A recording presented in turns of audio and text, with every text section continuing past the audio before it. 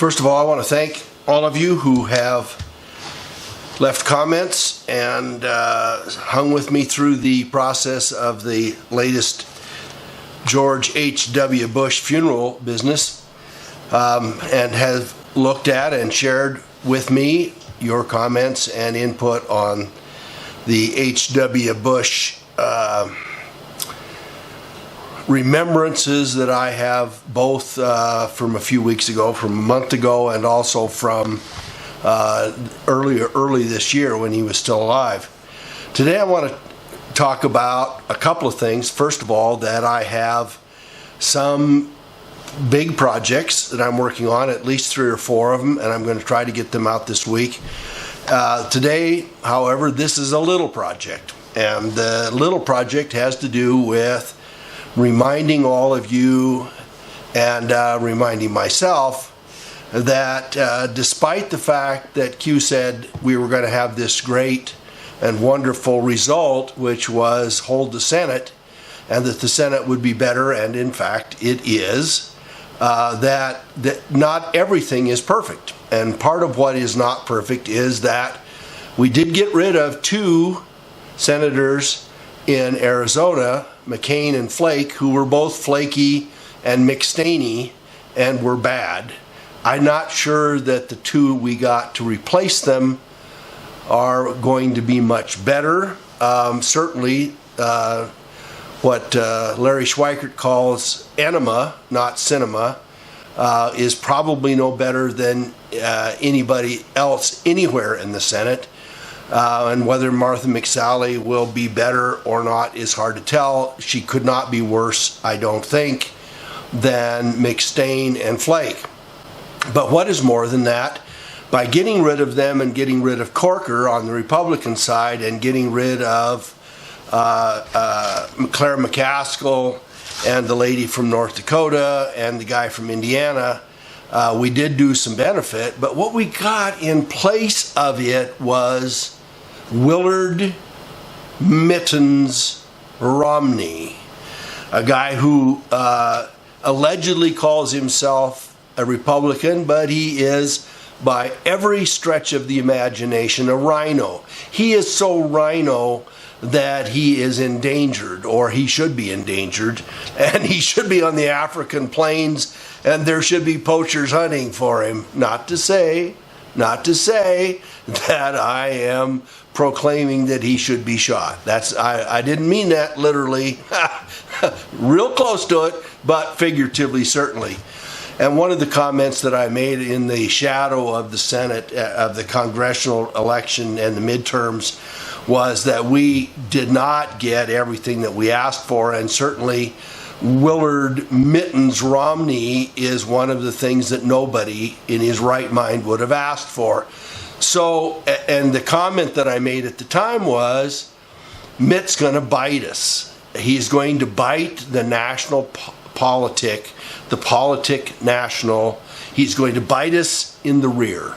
And he is going to do it repeatedly, and he is going to do everything he can to put himself in center stage and to be McStain-like. He is going to play games on both sides. He is going to deflect. He is going to downgrade. He is going to be a weak sister at the worst possible moment. He is going to draw attention to himself when there is no reason for it. And what could possibly happen? But my prediction proved true. Not that it was any magnificent prediction at all, but it was Mittens is going to get into the middle of it. So what does he do in the Washington Post in the last couple of days? He put up an op-ed. And his op-ed, let me see if I've got the exact, I guess I don't have the exact day of it. But he couldn't stand it. It was on January 1st. He couldn't stand it. He couldn't wait until he was sworn in as a senator. He was still a senator-elect on the first day of January of his new Senate term. And where does he go politically? After his own party's president. Yes. he has to remind us that he was not in support of President Trump. Fair enough, but that was 2 years ago, 3 years ago. Why is that of consequence now? If in fact that is newsworthy, it is the only politician that I can remember in my adult life that goes in with his own party years after an election and says he wasn't my choice. Nobody asked him to rally around the Republican side, but could he at least be civil? And could he make it one day? No, he couldn't make it one day. So he had this op-ed, and of course he says, gosh, there were some good guys that got nominated, and I thought maybe things were going to be all right. And in his discussion with, Jake Tapper, Mr. Blubberface Tapper, that was follow on this, again, the first couple of days before he was sworn in, he was asked, what is it that's the problem with the president? Well, he's not presidential. He doesn't look statesmanlike. He is not like George Washington. And the intimation, of course, if you didn't get it, was, look at me. I would have been presidential. And to his credit, he at least says, well, I have to give credit where credit's due. He won and I didn't. Oh, yeah, there you go. But he also points out, two of the things that he pointed out in the Tapper conversation were that he didn't like the way Trump responded to Charlottesville. Well, if you recall, there were some right-wing protesters that were surrounded by Soros Antifa, and when a crazy guy that was probably a setup and may have even have been a bogus banner with regard to somebody who may have died, who were chasing, some of them with bats and clubs, chasing after the right-wingers as part of the Antifa movement, and part of Soros's reverse antagonism was that supposedly Trump didn't respond well. Well, I'm not sure how you respond well to a situation where two wild and disengaged parts of our society clash and somebody gets injured. Is that a surprise? And then he had the audacity to say that he didn't like the way Trump responded to Roy Moore, that he shouldn't have backed Roy Moore. When in this atmosphere, what I find is absolutely fascinating is that Romney has leaned toward and sided with Hillary, whose husband has been multiply charged as a rapist. Not as somebody who had a predilection for finding a younger adult woman to date after he got out of the service, but a guy who literally raped people and for which no charges have ever been filed. But nobody's going to talk about that. Nobody's going to talk about Mr. Al Franken from Minnesota. He didn't talk about that one. He didn't talk at all about the 260 complaints that have been settled in Congress, in the House of Representatives, to the tune of $17 million by the rest of us. No, he is finding that President Trump's support of Roy Moore, who may not have done any of the stuff that he was charged and complained about in order to flip an election days before the election, and the Democrats knew it. That's one of the two places where Romney found fault with President Trump. Isn't that a good one? And then he talks about the fact that President Trump, one of the problems with him is that he is not internationally well respected, and that at the outset of his term, he had 84% of the people in Germany, Britain, France, Canada, and Sweden believed that he might do the right thing, and a year later it had fallen to 16%. Well, some of us in America are really pleased that the majority of people in some of these countries we have been supporting and propping and paying for and providing military protection for and who have had unfair trade agreements with us for 40 years are unhappy with the first president who says, no, you're not going to give me crappy trade deals, and no, you're not going to get free military protection and coverage. You're going to have to pony up part of it. Would that make somebody not like him? Maybe. Was that bad or good for us? That would be my question. So there is no question at all that Willard Mittens Romney, can you imagine a grown man calling himself Mitt? That's a junior baseball, a little league baseball term. Hey, Mitt, yeah, it's your turn at bat, Mitt. No, well, I can understand why he didn't want to be called Willard, but Mitt Romney, I mean, give me a break. He's such a likable guy, right? It's like Elizabeth Warren getting in our face and drinking a beer to show us what a common person she is. Willard Mittens wants to have a nickname so that sounds really, really cute so that he can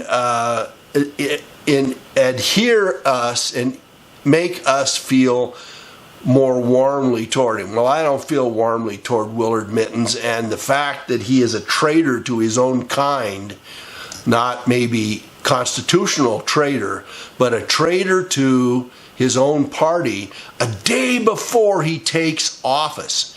Why was it that he couldn't have talked about Schumer? Why was it he couldn't have talked about the border wall?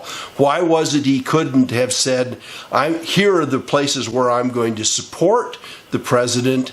I will, in the course of time, tell you where I don't support him, but let me get at least through being sworn in before I start swinging at him. So one of the questions that Jake Tapper asked him was, well, are you going to be running for president in 2020? And Willard Mittens Romney says, no, I've done that. I didn't win. You know, the president did win and I didn't win, and so I won't be doing that again. Let me tell you what, I don't trust that. I don't trust or believe that. I know that's not the case. Let me tell you what Willard is really thinking. This is going back into the back of Willard's head, which is all coiffed neatly with lots of presidential-looking hair. And that is this.